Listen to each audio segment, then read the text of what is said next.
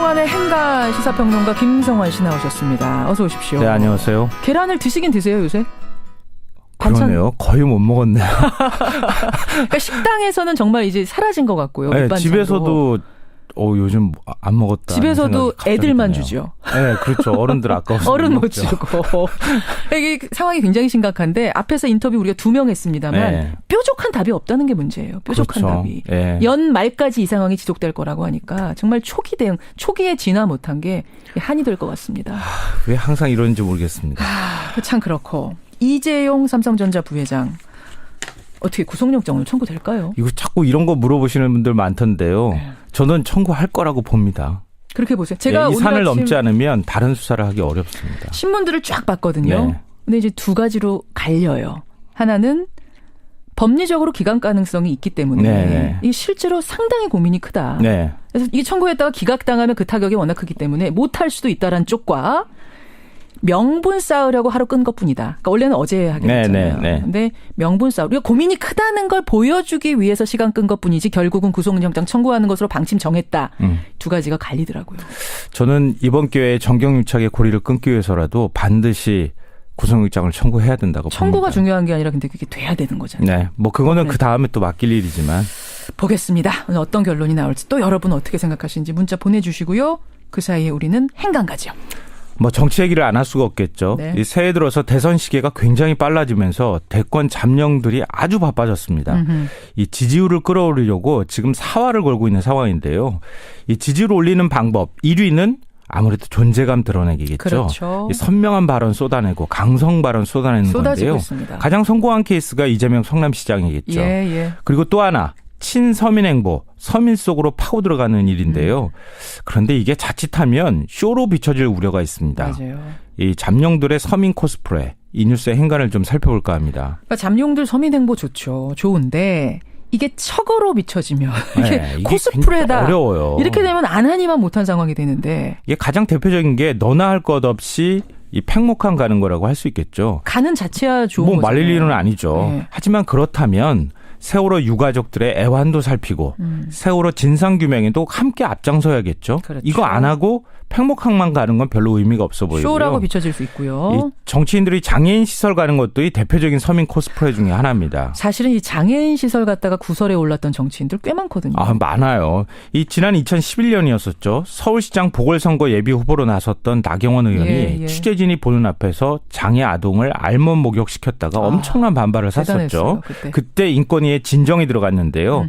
국가인권위가 그때 판단을 내렸습니다. 뭐라고요?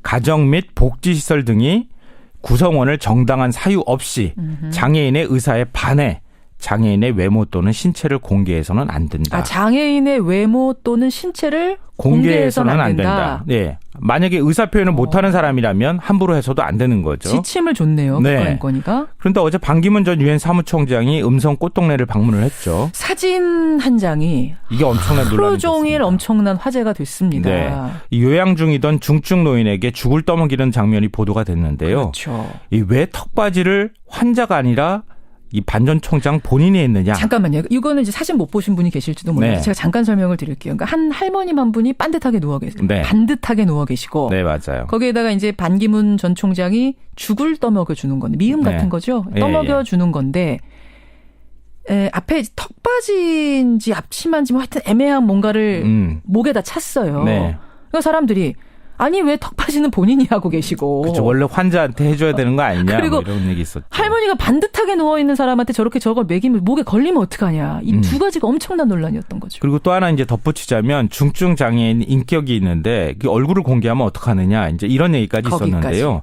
이 논란이 커지니까 꽃동네 윤심원 수녀가 언론에 해명을 했습니다. 어떻게 해명했어요? 이 턱받이는 턱받이가 아니라 턱받이 앞치마였다. 턱부터 시작돼서 앞치마 형태. 꽃동네 자원봉사자라면 누구나 하는 것이다. 이런 거 하고요. 노인에게 떠먹인 것은 미음이기 때문에 기도가 막히거나 이럴 위험은 없다. 이렇게 해명을 했습니다. 근데 그렇다 하더라도 여전히 장애인 인격 문제는 남아있게 되는 거죠. 자, 그러니까 잠룡들의 이 서민 행보가 가져오는 코스프레 논란. 이 뉴스의 행간 이면에 뭐가 숨어 있습니까? 첫 번째 행간은 쇼는 끝났다입니다. 무슨 말씀이세요? 이미지 정치의 선구자는 박정희 대통령이라고 할 수 있겠죠. 어허. 가뭄 현장에 달려가서 맨발로 모내기하고 막걸리 농민들하고 함께 마시고. 그렇죠. 그런데 독재에도 불구하고 이런 이미지가 지금까지 사실은 남아있는데요. 네. 하지만 그건 이미 40년 전 얘기입니다. 인터넷, SNS로 실시간 이 중계하는 세상에서 보여주기식 이미지 정치 자칫 잘못했다가는 아주 큰 조롱을 받거나 아주 큰 곤란을 겪게 되는데요. 이게 많잖아요. 이런 사례들이. 사례 굉장히 많습니다. 이거 제가 뭐 그냥 다 일일이 말씀드리기 좀 그래서 몇 가지만 말씀드리면 대표적인 게 2015년 6월이었었죠. 가뭄에 모내기 돕겠다고 박근혜 대통령이 이 논에 소방호수로 물을 퍼부었었죠. 기억납니다. 이 어렵게 낸 다 파내는 거 아니냐 뭐 이런 논란이 있었고요. 너무 센 물로 부어버리면 안 되는 건데. 그냥 좀 이렇게 살살 부어도 되는데 황교안 국무총리가 군부대 방문했었죠. 네. 식판에 밥과 국을 놓는 위치가 정해져 있어요. 군대에서는. 맞아요. 이걸 좌우를 바꿔서 받았어요. 군대 안 가 티낸다 뭐 이래가지고 네, 또 맞습니다. 그때 비판이 있었어요. 이제 국민들은 다 안다는 거죠. 쇼인지 진정성이 있는 것인지. 그러니까 오바마 대통령의 임기 말 지지율이 지금 60%에 육박한다고 하지 않습니까? 예. 왜 그러냐. 진정성 있게 국민들 대하고 슬퍼할 때 함께 눈물을 흘려줬기 때문이라. 그러니까 이런 것은 쇼로 되는 게 아니거든요. 그런 진정성이 있어야 되는 것이다. 이런 겁니다. 정치인의 서민 행보가 이렇게 자꾸 논란이 되는 두 번째 행간 뭡니까? 두 번째 행간은 참모들이 더 문제다입니다. 참모들이요? 네. 왜요? 그러니까 박근혜 대통령 국정농단 박 대통령만의 문제일까요? 제가 볼 때는 문고리 3인방 또 더 나아가서는 청와대 수석들 총리 그러네요. 아니 장관들 더 넓게 가면은 그 친하다고 자랑했던 새누리당 친박계 의원들 다 책임 있다고 봅니다. 목숨 걸고 할 소리 한 사람이 없다는 거 아니에요. 최순실 떼어냈어야죠. 그렇죠. 그거 못했다는 건데요. 그러네요. 정치교 기자들한테 물어보면요. 요즘 정치인들 얘기 중에 되돌아오는 게 어떤 정치인은 다 괜찮은데 그 측근들 그 스태프들 때문에 짜증난다, 싫다 이런 얘기들 많습니다. 그 정치인 자체는 괜찮은데 네. 결국 그 정치인을 만나기 위해서 인터뷰하기 위해서는 거쳐가야 되는 단계가 있거든요. 그렇죠. 거기서 그 많은 실망도 사람들이 하는 문제다. 거예요. 예. 저 사람들 데리고 나중에 저렇게 청와대 가면 어떻게 될까 이런 얘기 해요. 예. 저도 많이 듣는데요. 이 민생 현장 체험, 서민 코스프레 하는 현장 가보면요. 정치인 주변만 깨끗하게, 그 주변만 정리돼 있지 또 거기에 그러고 난 다음에 사진 찍을 준비만 하고 있지 그 주변에서는 경찰이 수십 분씩 교통 통제하고 황제 경호하고 특히 병원이나 방역 현장, 군부대 방문할 때 환자 생명이나 안전이 위험해질 수 있거든요. 그럴 수 있어요. 근데 반기문 전 총장이 AI 방역 중이던 농가를 방문하는 사진이 또 보도가 됐어요. 됐었죠. 그 보면은 반 전 총장만 방역복 입고 기자들은 그냥 막 들락날락하는 모습이 보이거든요. 이것도 또 사실은 위험한 부분일 수도 있습니다. 그러니까 정치인이 뭐 이미지 정치도 할 수 있다고 생각되는데요. 만약에 그걸 했다가 상황이 더 악화된다면 그건 자제해야 되겠죠. 그럼요. 당연히. 만약에 너무 후보가 바빠서 거기까지 신경 못 쓴다 그러면 참모들이 센스 있게 조언을 해줘야죠. 바로 그 점에서 참모들이 더 문제다. 네, 두 번째 맞습니다. 행간. 또 있어요, 행간? 마지막 세 번째 행간은 버스비, 지하철 요금 달달 외운다고 해서 서민 정치인 되는 것 아니다입니다. 아니, 근데 대선 총선 나오려면 이제 이것부터 외우는 게 정석 아니에요? 세 개 외워야 돼요. 뭐예요? 쌀한가마니 얼마냐?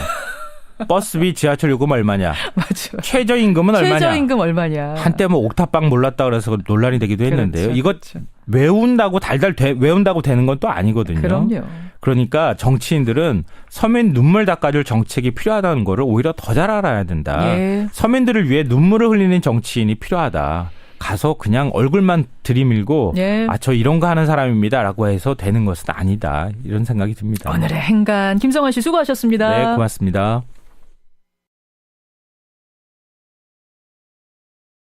사람한테 저렇게 저걸 먹이면 목에 걸리면 어떡하냐. 이 두 가지가 엄청난 논란이었던 거죠. 그리고 또 하나 이제 덧붙이자면 중증 장애인 인격이 있는데 그 얼굴을 공개하면 어떡하느냐. 이제 이런 얘기까지 있었는데요. 이 논란이 커지니까 꽃동네 윤심원 수녀가 언론에 해명을 했습니다. 어떻게 해명했어요? 이 턱바지는 턱바지가 아니라 턱바지 앞치마였다. 턱부터 시작돼서 앞치마 형태. 예, 꽃동네 자원봉사자라면 누구나 하는 것이다. 이런 거 하고요. 노인에게 떠먹인 것은 미음이기 때문에 기도가 막히거나 이럴 위험은 없다. 이렇게 해명을 했습니다. 근데 그렇다 하더라도 여전히 장애인 인격 문제는 남아있게 되는 거죠. 자, 그러니까 잠룡들의 이 서민 행보가 가져오는 코스프레 논란. 이 뉴스의 행간 이면에 뭐가 숨어 있습니까? 첫 번째 행간은 쇼는 끝났다입니다. 무슨 말씀이세요? 이미지 정치의 선구자는 박정희 대통령이라고 할 수 있겠죠. 어허. 가뭄 현장에 달려가서 맨발로 모내기하고 막걸리 농민들하고 함께 마시고. 그렇죠. 그런데 독재에도 불구하고 이런 이미지가 지금까지 사실은 남아있는데요. 네. 하지만 그건 이미 40년 전 얘기입니다. 인터넷, SNS로 실시간 이 중계하는 세상에서 보여주기식 이미지 정치 자칫 잘못했다가는 아주 큰 조롱을 받거나 아주 큰 곤란을 겪게 되는데요. 이게 많잖아요. 이런 사례들이. 사례 굉장히 많습니다. 이거 제가 뭐 그냥 다 일일이 말씀드리기 좀 그래서 몇 가지 된다고 청구가 봅니다. 중요한 게 아니라 근데 그게 돼야 되는 거잖아요. 네, 뭐 그거는 그 다음에 또 맡길 일이지만. 보겠습니다. 오늘 어떤 결론이 나올지 또 여러분 어떻게 생각하시는지 문자 보내주시고요. 그 사이에 우리는 행간 가죠. 뭐 정치 얘기를 안 할 수가 없겠죠. 네. 이 새해 들어서 대선 시계가 굉장히 빨라지면서 대권 잠룡들이 아주 바빠졌습니다. 이 지지율을 끌어올리려고 지금 사활을 걸고 있는 상황인데요.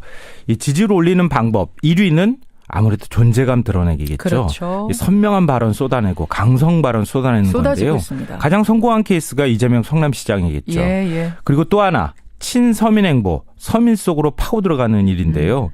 그런데 이게 자칫하면 쇼로 비춰질 우려가 있습니다. 맞아요.